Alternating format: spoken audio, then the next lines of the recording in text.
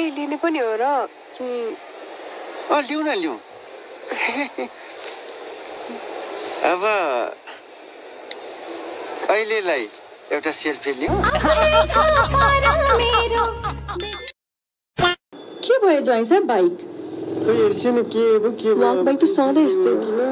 साल नानी अलिक विचार गरेर छाड्नु पर्थ्यो नि भाइ क्या भाइ मेरो खराब पानी छ मेरो खराब साला गाउँमै बुढीसँग खुस थिए आखिर सैलुन चलेकै थियो बढिया सास भिलेन भइदियो दम पनि छ बुढीको आमा सासू बनेको के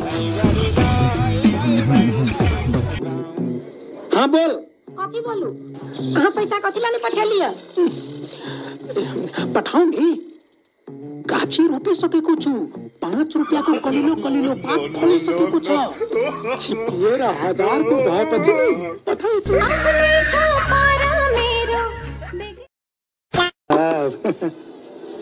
आइतबार मानसिक तनाव सोमबार मानसिक तनाव मंगलबार मानसिक तनाव बुधबार पुरै सातै मानसिक तनाव प्रिन्ट मिस्टेक बम्बई पुग्या मान्छे किन यहाँ फर्केर आ फेरि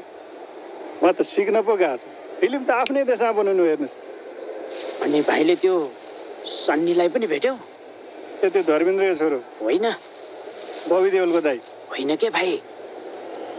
सन्नी ल्याउने क्या मेरो खराब पानी छ मेरो खराब बुढालाई तनाव छ जस्तो छ तनाव हामीलाई छैन रोज बुढी पैसा पठाइदे भन्छ अनि रोज पैसा पठाएर चाहिँ बुढीले पैसा के गर्छ हौ उल्ले भन्छ हामीले थोरै पठाएछ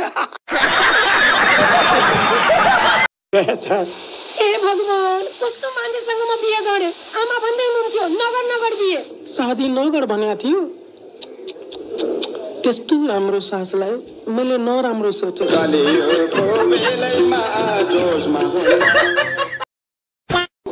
मालिस गर मालिस त फुल बडी पहिले नि कसैले गरिदिया छ खत्म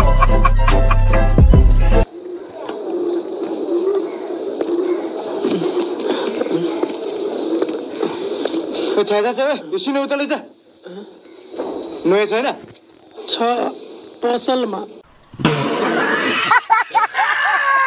इन्स्पेक्टर साहब मैले ती लुटेराहरूलाई सपनामा देखेकै हो तर तमिलो दमिलो थियो चिन्नै सके चस्मा खोलेर सुत्नु भएको थियो लाउने मान्छेलाई नलाएर सुत्दा त अप्ठ्यारो हुन्छ नि यो टोलको मान्छेको सहयोग बेगर चोरले चोरेको पैसा यहाँबाट त्यहाँ पनि सार्न सक्दैन योबाट हामीले के बुझ्ने चोर टोल चोरै चाहिँ नभनौ कि इन्स्पेक्टर साहब अब टोल सुधार समितिको अध्यक्ष मै हुँ बस हवा निकल गई मेरो पैसा निकाल हैन के फोन आयो फोन यहाँ पैसा दिने फोन आइरहेको छ के छोड्दिनु एकछिन हेलो छोड नि यार हेलो कस्तो ठाउँमा यार पसल तपाईँको नेटवर्कै टिप्दैन हेलो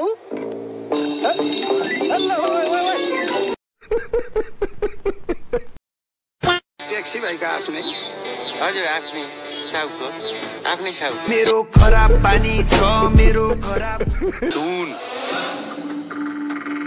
सुन्दैछु दाइ भन्नु न सुन कहाँ छ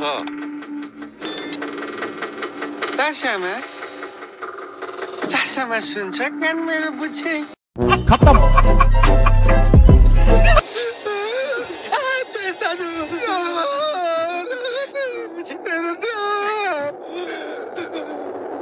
यति चाँडै भेटेर रुनु थियो भने हिजो म तोरै रुन्थे साला आँसु मात्रै केरा गयो लौ नानी सुनला नि सुमोको ड्राइभर यही हो उहाँको अनुसार अरूलाई भन्लास् नि यो त म कसरी बन्यो यो हजुर मनमा बसी बक्सिएको भएर होला जति बेला नि हजुरलाई मात्रै देख्छु भने होला हजुर? मेरो 10 केजी सुन राजा कहाँ गएको छ? निकाल 10 केजी सुन केजीमा भेट्न थाल्यो आलु बेगुन जस्तो। होइन तिमीहरू कहिले सुध्रने? फुर्सद हुनु पर्यो नि सुध्रिनलाई।